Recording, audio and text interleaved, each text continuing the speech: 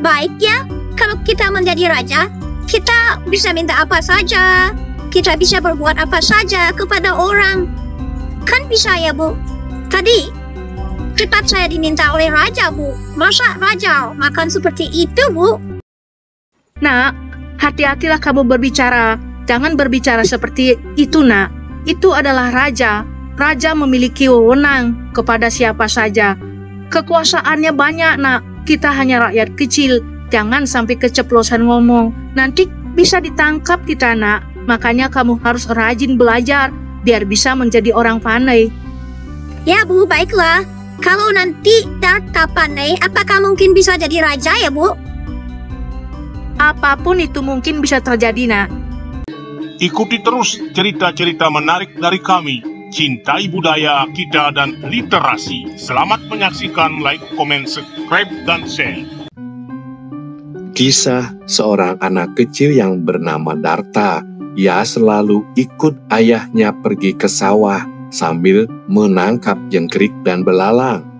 Di suatu hari di dapurnya, Darta berbincang dengan ibunya. Bu, bolehkah terus saya ikut ayah pergi ke sawah, Bu? Saya senang menangkap belalang dan jengkrik karena ibu tidak pernah memberikan saya daging. Lagi pula, daging belalang dan capung itu enak rasanya, Bu.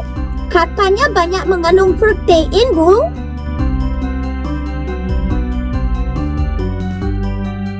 Benar sekali. Kamu pintar, Nak. Tetapi, kamu tidak usah terus-terusan ke sawah. Tetapi ingatlah ke sekolah. Karena, kalau kamu tidak sekolah, kamu akan kalah bersaing, Nak. Sekarang kehidupan semakin sulit. Makanya kamu harus menjadi anak yang pintar.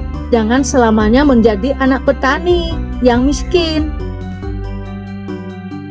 Dalam suatu kesempatan, ia pun pergi ke sawah, harus melewati depan istana raja dan juga beberapa perkampungan.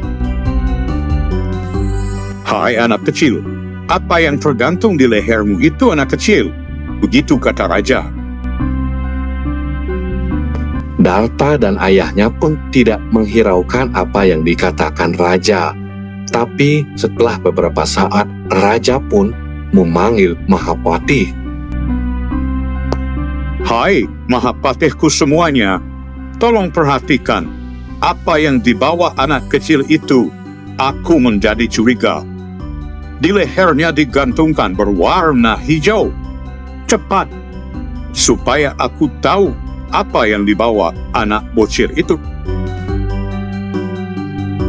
Semua pepatih dan panalan raja pun bergerak. Di setiap sudut desa dijaga bahwa itu adalah perintah sang raja agar ditemukan anak kecil yang di lehernya digantung semacam tipak berwarna hijau. Darta terus bertanya kepada bapaknya selama di perjalanan. Pemandangan sawah di sekitar ini masih bagus-bagus ya, Pak? Iya, Nak. Sepanjang manusia tidak merusak lingkungan, tentu pemandangan indah ini akan bertahan. Tetapi, kalau ulah tangan manusia ingin merusaknya dan membangun di sana-sini yang tidak beraturan, pasti pemandangannya tidak seindah ini lagi nanti, Nak. Di sudut desa, sang patih menghadang si Darta.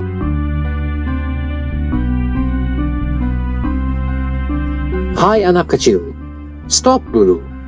Perhatikan apa yang aku katakan. Ini perintah raja. Apa yang ada di lehermu itu, segera serahkan kepada tuanku raja. Ini perintah penting.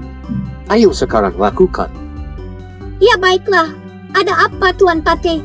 Segawat ini cuma beberapa belalang dan jengkrik yang aku simpan di dalam ketupat. Berani yang anak-anak kecil ini beralasan dan berargumen. Selama ini tidak ada orang yang berani melawan perintah raja. Ayo secepatnya menghadap sang raja. Ampun Tuan Patih, saya tidak berniat untuk melawan perintah raja. Saya mengatakan apa adanya. Ini adalah betul-betul kebutuhan saya. Saya ingin makan. Tetapi, itulah yang baru saya dapat perbuat. Saya hanya menangkap jangkrik dan belalang.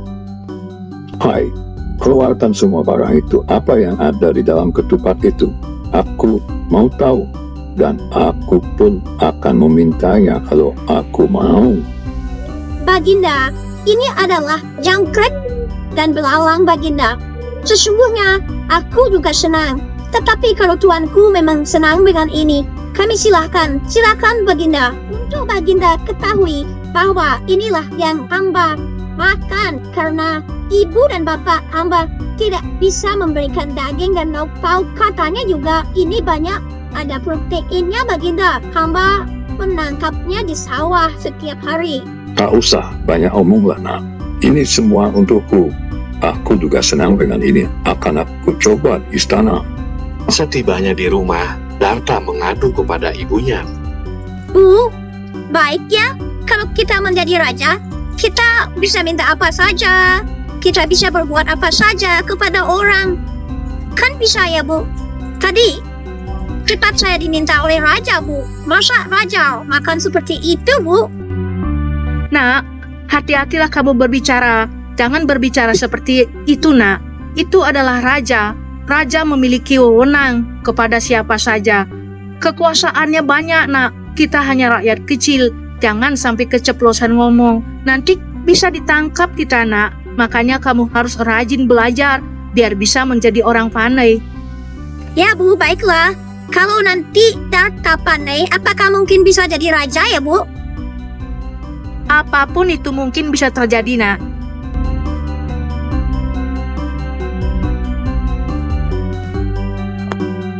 Setelah Darta berbicara dengan ibunya, ia pun kembali melakukan kegiatan sehari-hari, mengikuti ayahnya ke sawah, dan ia menangkap belalang, jangkrik, terkadang juga capung. Rasanya apa yang dilakukan Darta, ia sangat menikmati karena memang cocok kalau dia memilih panti desa. Ia sangat senang melihat pemandangan, bukan hanya sekedar menangkap belalang dan jangkrik yang ia makan sehari-hari untuk lauk pauk. Ayahnya pun senang kalau anaknya Darta selalu mengikutinya. Yang membuat ia jengkel setiap mendapatkan jangkrik dan belalang. Raja selalu memintanya ketika melewati depan istana.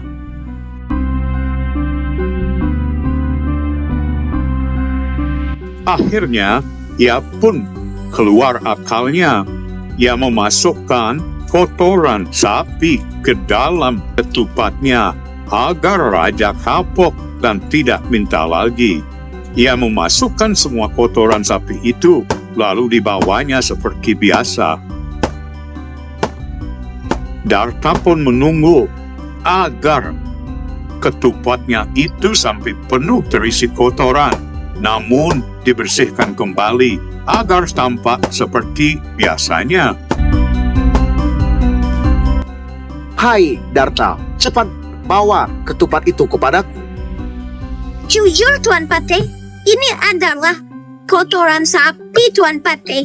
Aku tidak bisa dan tidak dapat menangkap belalang dan jangkrik, Tuan Pate. Ini adalah betul-betul, aku jujur mengatakan, ini kotoran sapi. Biar ada saja yang aku bawa ke rumah, Tuan Pate. Cepat serahkan kepada raja. Anak kecil sangat pintar membuat alasan, mengolok-olok orang tua. Buka cepat ketupatmu di depanku. Kau jangan banyak alasan lagi. Itu sudah penuh belalang dan jangkrikmu. Maaf, Baginda. Sudah aku katakan kepada Malpati bahwa ini adalah sebenarnya kotoran sapi, Baginda. Wah, kenapa baru kali ini ada anak kecil? Kau berani mempermainkanku. Aku adalah raja di sini. Kamu memang luar biasa. Kamu anak siapa? Mahapati? Usir dia dari sini, buang ke hutan. Dan bila kau tahu di mana orang tuanya tinggal, siapa namanya, bakar rumahnya, bila perlu bunuh dia. Dia telah betul-betul menghinaku sebagai raja. Akhirnya, Darta pun dibawa oleh Mahapatih ke tengah hutan. Karena masih kecil, ia dibuang begitu saja di tengah hutan yang lebat. Dan rumah orang tuanya pun dibakar habis. Untung saja, setelah di tengah hutan, akhirnya si bocil Darta bertemu dengan seorang pertapa yang sakti. Di sanalah Darta belajar tentang ilmu pengobatan dan ilmu spiritual lainnya kepada sang pendeta yang sedang melakukan semedi.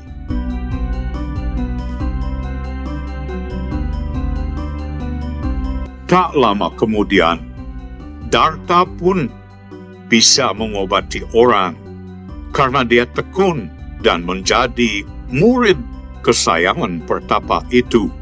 Darta orangnya cerdas dan ia mau mengikuti apa saja petunjuk orang sakti itu. Kini raja mulai sakit-sakitan. Sudah beberapa tabib dukun dicarinya, namun tak kunjung sembuh sakitnya. Raja pun akhirnya berkata, barang siapa yang dapat menyembuhkan sakitnya, maka akan dikawinkan dengan putri kesayangannya dan akan dinobatkan menjadi raja. Kini Darta sudah menjadi tabib terkenal. Akhirnya ia dipanggil oleh pihak istana untuk mengobati sang raja. Dalam waktu singkat, raja pun pulih seperti biasanya. Sesuai janji raja, akhirnya Darta dinikahkan dengan putri raja yang cantik. Dan siapa yang tahu bahwa seperti itulah nasib seseorang. Tidak bisa kita meremehkan seseorang.